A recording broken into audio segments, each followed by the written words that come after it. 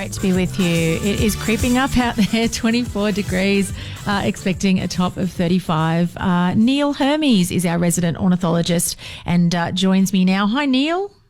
Tatjana, good morning on Hello. this gorgeous day. I hope you're feeling better, you poor thing. I am, and I'm fighting fit. It's fantastic to be out and about today, and I'll be doing a little bit of bird watching later in the afternoon. Excellent. Now, we've got some great stories today. Never mind spy balloons. Apparently, the world of surveillance has already tried everything from school children to trained birds, Neil. Tell me more about this one. Yeah, look, it was all a bit of a disaster, though, really, because in the fine print, where it uses pigeons to do spy flying over Moscow, they did happen to note that you couldn't direct the pigeons to fly over the things you wanted them to fly over. Right.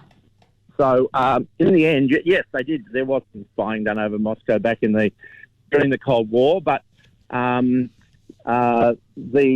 pigeons didn't fly where they were supposed to. So the pictures they got were of suburban areas and parks and people playing soccer and things in the oval. So look, pigeons are great for some things, but not for spying. I love that. I love the idea of rogue pigeons who don't care, don't give a toss about their assignment. They're just going to do whatever they want. That's right. But, they are used for other things, of course. I mean, during various military events, they have been used for transferring messages secretly from place to place, and they're very good at that. Now, love a good handyman, and apparently Goffin's Cockatoos have a tool set. Tell me more about this. Is that a little tool belt they have, or what? What's going on there? They duck down to Bunnings and they grab a little. I'm not allowed to get a snag. But look, no, this is actually an amazing story. So we know that chimpanzees can use tools, and we know that chimpanzees can use multiple tools to solve certain problems. Mm-hmm. But these particular cockatoos, they're a bit like our white cockatoo, and I think our white cockatoos could probably do it as well. They not only can use a tool to solve a problem, but they can actually use multiple tools to solve a problem. Wow. But they don't just necessarily use them in sequential order. They understand that they need all of them. So when they're put in a spot where they use a tool to do something, and then they're put in a spot where they have to carry the tools to the place to do it, mm-hmm. but when they get there, they can't store the tools, they understand that they have to gather them all together, take them to that spot, and use them all in that location as a set. Wow. Now, this is a remarkable piece of understanding by these birds, and it is actually using a tool kit, not just using sequential tools. So, yeah, Goffin's cockatoo, amazing. But I suspect our white cockatoos are as bright, and I think cockatoos generally, they have a very big brain. I think they're a very bright birds, and they're on a par with chimpanzees in terms of the animal world, in terms of their ability here. That's amazing. Well, you do see those videos of people who are trying to get them out of their bins and they still cannot open them. Yeah, and they work out the problem and they work out what you've done to stop it, and and people have been working out all sorts of ways of having the bin so it can actually open by the garbage truck, but not opened by the cockatoos. And the cockatoos are very, very good at that. There's some experiments done in Sydney with that. But our white cockatoos are as bright as Goffins, I'm sure.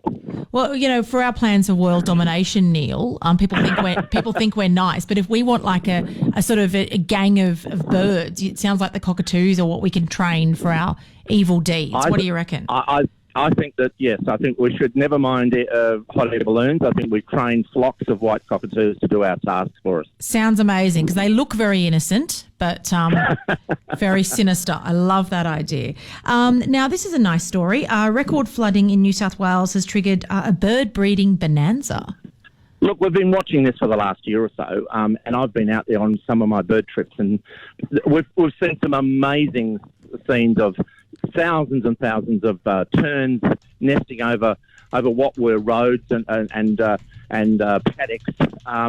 and it's continuing. So we've got ibis, spoonbills, all nesting in massive numbers. Sadly, there's been so much water in some places it's re-flooded areas, and then the birds have had to abandon their efforts. But look, this is going to go on. It's happening now. It'll happen right through this year and probably into next year with the amount of water that's there. And the birds are spread out over huge areas, pelicans. It's an amazing breeding event that we're experiencing for the last year and probably for the next year or two. Well, it's nice to see something good coming out of all of that flooding that's affected so many people adversely. That's good. Yeah, well, that's true, and of course, Australia. This is what these areas need in terms of wildlife. That's what the river red gum forests need. It's what the birds need. Regular flooding out in the inland areas is necessary for these large birding events to occur. So, yes, I mean, it can be inconvenient or disastrous for humans in the wrong place, but it is a natural event that occurs and has done for tens of thousands of years in inland Australia. Now, this next story is a bit of a worry if my kids are listening, because new bird brain study shows that evolving a big brain depends on having good parents. So my kids are stuffed, but anyway, what's going on here? It's not. Well, when we say good parents, I mean there's a moral twist in that for you, Tatjana. But I mean, good music taste is probably all. But yeah. Well, yeah, but they mean efficient parents. They mean feeding them well. Okay. And it is about. What we're learning is that a lot of the intelligence that we have is not necessarily to do with the size of our brains necessarily. Although humans have huge brains, and we've for a long time thought that that's the only precursor. But it's to do, this research reveals that it's to do with how long you're being cared for by your parents. Mm-hmm. Now, when they look at birds, some birds are not cared for by their parents at all. They're just abandoned and left, and they have to work their way around. For those birds, though, that are fed for a long period, and a long period might be just a month or so, those ones develop larger brains for their body size. And, in fact, that contributes to the intelligence that the birds have. So it would seem that it's not only about what brain you actually end up with just sort of physically, but it's how you're cared for as a young person or a young animal, and the amount of food that you're given, the amount of care you're given contributes to that ability for your brain. So this is an interesting new angle on our understanding of brains and how different birds will have different capacities, and this will apply to other animal groups as well. Now, Neil, you said you're going bird watching, but it's going to be quite warm today. So any tips if you're trying to stay cool out there? Look, I'm going to leave it till very late this afternoon. I'll probably go to Jerrabomba Wetlands just in the late evening to see if there's any activity there. But I'll try and get out first thing tomorrow morning and when it's cool. So, I mean, I'm sitting in the garden at the moment looking at some blue wrens, which are lovely. But this time of the year, with the middle of the day is really not a good time to be going out. No.